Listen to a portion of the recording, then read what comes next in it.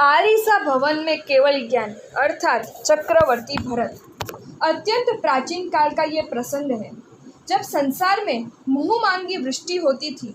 दुख, शोक एवं भय का नामो निशान नहीं था।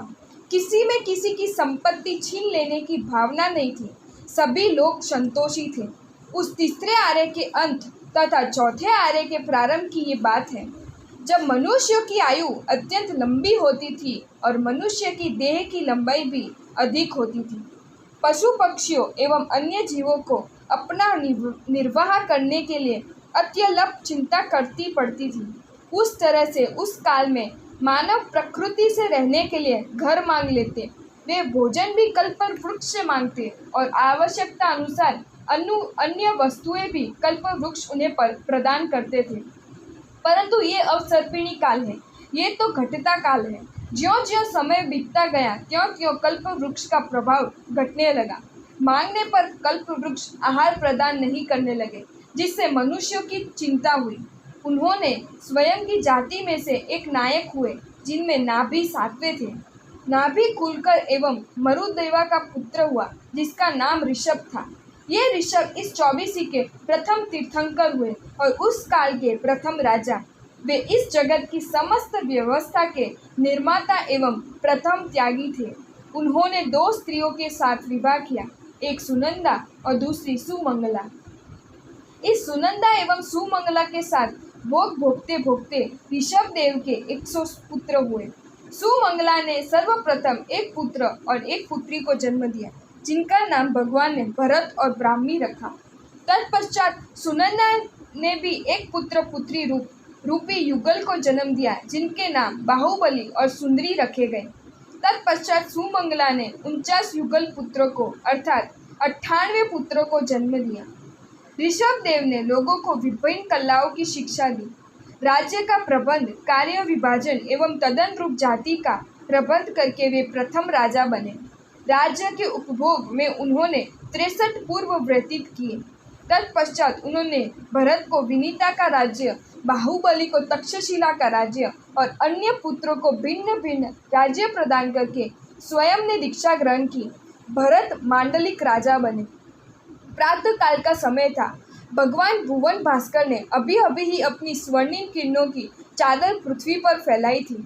अयोध्या के राजप्रसाद के एक विशाल कक्ष में अत्यंत वृद्धा राजमाता मरुदेवा बैठी थी। इतने में वहां भरत जी आए और बोले, माता जी, मेरा वंदन स्वीकार करें। माता बोली, कौन, भरत है? हाँ माता जी, मैं भरत हूँ। आप सुकुशल तो है ना? ये कहते हुए भरत जी ने मरुदेवा माता के चरणों का स्पर्श किया।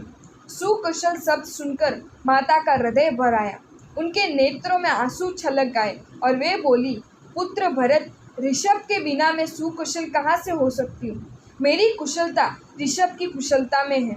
ऋषभ ने मेरा, तेरा और सबका परित्याग किया।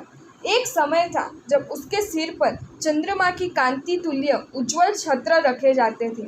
वह ऋषभ आज नंगे सिर और नंगे पांव भटकता है। पुत्र, इस ऋषभ के लिए देव कल्प वृक्ष भोजन तथा क्षीर सागर के जल प्रस्तुत करते थे। वही आज घर घर भिक्षा मांगता है। जिसके समक्ष पंखे जलने वाली स्त्रियों के कंगनों की मधुर ध्वनि होती थी, वही ऋषभ आज वन के मच्छरों की गुनगुनाहट में कार्यरत ध्यान में खड़ा रहता है। पुत्र, वह बाघ भेड़ियों में कैसा रहता होगा? तू और बाहुबली सब राज्यों का उपभोग कर रहे हो। तुम मेरे पुत्र के तनिक भी परवाह नहीं करते। भरत, मैं किसको दोष दूं? दोष मेरे अपने भाग्य का है। धिक्कार है मुझे कि ऋषभ जैसा पुत्र पाकर भी वृद्धावस्था में मुझे वियोग सहना पड़ा। मैं तो अभी ही उसके पीछे उसकी देख रेख करने के लिए दौड़ जाती, परंतु क्या करूं? मैंने उसके वियोगजन्य दुख में रो रो कर अपनी आंखें खो दी हैं। भरत, अधिक नहीं तो वह कहाँ है और क्या करता है, उसके समाचार तो दे दिया कर। ये कहती हुई माता मुक्त हृदय से रो पड़ी। भरत के नेत्र भर आए, फिर भी धैर्य धारण करके वे बोले, माता जी, आप दुख न करें। आप त्रिभुवनपति ऋषभ देव की माता हैं। 3 लोक के आधार जो प्रथम तीर्थंकर बनने वाले हैं, उन आदिश्वर की आप जननी हैं। माता जी, जिनका नाम स्मरण करने से दूसरों को उपद्रव नहीं होते, उन आपके पुत्रों को उपद्रव कैसे हो सकते? आप मन में अधीर न बने। आप तो विश्व के तारणहार पुत्र के त्याग का अनुमोदन करें। तत्पश्चात भरत अश्रुपूर्ण नेत्रों से माता के चरण स्पर्श करके अपने आवास पर आए और नित्य कर्म में लग गए। राजन, शुभ समाचार है। राज सेवक यमक ने नमस्कार कर कहा। क्या? आश्चर्यचकित होकर बोले राजेश्वर, पूरी मताल नामक उपनगर के शक्तानंद उद्यान में कार्योत्सुक ध्यानस्थ भगवान श्री ऋषभ देव को आज 3 लोक को बताने वाले केवल ज्ञान प्राप्त हुआ है। भरत उसे पुरस्कृत करे इतने में तो दूसरा राज सेवक समक दौड़ता हुआ आया और नमस्कार करके बोला, देव, आयुधशाला में सूर्य के समान तेजस्वी 1000 आरोह युग चक्र रत्न उत्पन्न हुआ है। दोनों बधाई साथ सुनकर भरतेश्वर विचार में पड़ गए। क्या करें? पहले चक्र का पूजन करें अथवा भगवान का? दूसरे ही क्षण विचारधारा निर्मल बनी और वे विचार करने लगे, अरे मैं कैसा पामर हूँ। चक्र तो चक्रवर्ती का पद प्रदान करने वाले हैं और वह तो संसार में अनेक बार प्राप्त होता है, परंतु 3 लोक के तारणहार तीर्थंकर पिता के केवल ज्ञान महोत्सव का लाभ थोड़ी ही बार बार प्राप्त होने वाला है। यमक एवं समक को बधाई देने के लिए पुरस्कृत किया गया और सेवकों को भगवान के दर्शनार्थ जाने के लिए तैयारी करने का आदेश दिया गया। माताजी, आप नित्य जिनका हृदय में दुख करके चिंतित होती हो, उन आपके पुत्र ऋषभ देव को आज केवल ज्ञान प्राप्त हुआ है। करोड़ों देवता तथा मानव उनके केवल ज्ञान का महोत्सव करने के लिए उमड़ पड़े हैं। माताजी, चलिए आपके पुत्र की रिद्धि देखने के लिए। हम रिद्धि का उपभोग कर रहे हैं कि आपके पुत्र 3 लोकों के स्वामित्व का उपभोग कर रहे हैं, वह तो देखिए। भरतेश्वर ने मारुदेवा माता को प्रणाम करके कहा। मरुदेवा माता को अपने साथ हाथी पर बिठाकर भरतेश्वर ने चतुरंगिनी सेना सजाकर संवत्सरण की ओर प्रयाण किया। इंद्रध्वज, रत्न ज्योति एवं देवताओं के दल आकाश में से उतरते देखकर भरतेश्वर ने मरुदेवा माता को कहा, माताजी देखो, ये देवता मैं पहले दर्शन करूं इस स्पर्धा से भगवान की ओर दौड़ रहे हैं। माताजी सुनो, ये देव दुंदुभी की ध्वनि आपके पुत्र को केवल ज्ञान हुआ है, उस निमित्त देवता हर्ष से बजा रहे हैं। माताजी देखो तो सही, भाग बेड़िए सब अपना वैर भूलकर ऋषभ देव की देशना श्रवण कर रहे हैं। मरुदेवा माता के नेत्रों में से हर्षाश्रुओं का प्रवाह उमड़ पड़ा और रो रो कर बंधे हुए प्रगाढ़ कर्म पडल टूट गए। उन्होंने पुत्र की रिद्धि स्वयं देखी और उसमें तन्मय होकर बोली, भरत तू सत्य कह रहा था, ये तो 3 लोक के स्वामित्व का उपभोग कर रहे हैं। मैं अज्ञानी एवं मोहांध उसे वास्तविक रूप में नहीं पहचान सकी। मैंने पुत्र का शोक व्यर्थ किया।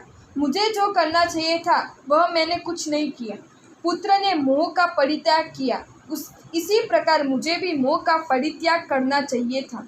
किसके पुत्र और किसकी माता? तत्पश्चात भरतेश्वर की सवारी आगे बढ़ी, तो माता की विचारधारा भी अंतर्मुखी बनकर आगे बढ़ी और उन्हें मार्ग में हाथी पर ही केवल ज्ञान प्राप्त हुआ। माताजी, क्या विचार कर रही हो? किस ध्यान में हो? भरतेश्वर बोले। इतने में तो आकाश में देव दुंदुभी बज उठी और देव बोले, भरतेश्वर, माताजी को केवल ज्ञान हो गया है। राजन, क्या माता और क्या पुत्र? अपना पुत्र ऋषभ देव जो मोक्ष लक्ष्मी प्राप्त करता है, वह लक्ष्मी कैसी है, ये देखने के लिए माता पहले मोक्ष में गई और पुत्र भी कठोर तप करके केवल ज्ञान प्राप्त कर सर्वप्रथम उक्त केवल ज्ञान उन्होंने माता को भेजा। ऐसी माता पुत्र जोड़ी प्राप्त होना विश्व में अत्यंत दुष्कर है। देवों ने मरुदेवा माता का शव क्षीर सागर में डाल दिया। तत्पश्चात देव एवं भरत मध्य रात्रि के चंद्रोदय के समय अंधकार एवं चांदनी दोनों विद्यमान होते हैं। उसी प्रकार माता की मृत्यु से उदासीनता और उनके निर्वाण से हर्ष इस प्रकार मिश्रित भाव युक्त हुए और वे भगवान के संवत्सरण में प्रविष्ट हुए।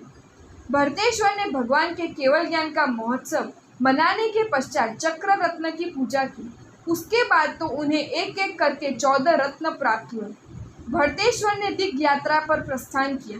मागध, वरदान एवं प्रभास देव की साधना के पश्चात उन्होंने भरत क्षेत्र के 6 खंडों और विद्याधरों के राजा विनमी को अपने अधीन बनाया। विनमी ने अपनी पुत्री सुभद्रा का विवाह भरतेश्वर के साथ कर दिया, जो अंत में स्त्री रत्न बनी। भरतेश्वर ने 6 खंडों के उपरांत नेसर, पांडुक आदि 9 निधियां प्राप्त की। इस प्रकार भरत 14 रत्नों, 9 निधियों, 32,000 राजाओं, 96 करोड़ गांवों, 32,000 देशों, 84 लाख हाथियों, अश्वों, रथों और 96 करोड़ पैदल सेना आदि के स्वामी बने और वे चक्रवर्ती बने। सुंदरी, ये क्या हुआ? कैसा तेरा रूप लावण्य और कैसी मोहक तेरी देह थी। तेरी वह आभा और बल सब गया कहाँ? देह का स्वभाव है, वह सदा समान थोड़ी ही रहती है। सुंदरी ने सस्मित भाव से कहा। भरत चक्रवर्ती ने सेवकों को धमकाते हुए कहा, सेवकों, मैं दिग्ग यात्रा पर गया था, परंतु तुम तो सब यहीं पर थे ना। सुंदरी की देह ऐसी कैसे हो गई? औषधियों और खाद्य सामग्री का क्या अभाव था कि ये ऐसी अशक्त एवं निस्तेज हो गई? सेवकों ने उत्तर दिया, जिसके पास देवता स्वयं उपस्थित हो उसे भले क्या कमी होगी। सुंदरी को सदा दीक्षित होने की धुन थी, उन्हें अपने दीक्षा ग्रहण करने की अनुमति प्रदान नहीं की। इसी कारण अब दिग्ग यात्रा पर निकले, तब से आज तक ये आयंबिल तिप करती रही और अब भी कर रही है। सुंदरी, दीक्षा का तेरा निश्चय ही है तो मैं तुझे नहीं रोकूंगा। मैं तो राज्य वैभव का त्याग करके अपना कल्याण नहीं कर सकता, परंतु आत्म कल्याण करने से मैं तुझे क्यों रोकूं? भरतेश्वर ने दीक्षा के लिए डाले गए अंतराय के लिए पश्चाताप प्रदर्शित करते हुए कहा। तत्पश्चात सुंदरी दीक्षित हो गई और भरतेश्वर के 98 भाई बाहुबली एवं अन्य अनेक पुत्रों भी दीक्षित हो गए। अगर आपको ये वीडियो अच्छा लगा हो तो इस वीडियो को लाइक करें और मेरी channel Jain facts and stories को सब्सक्राइब करें। धन्यवाद।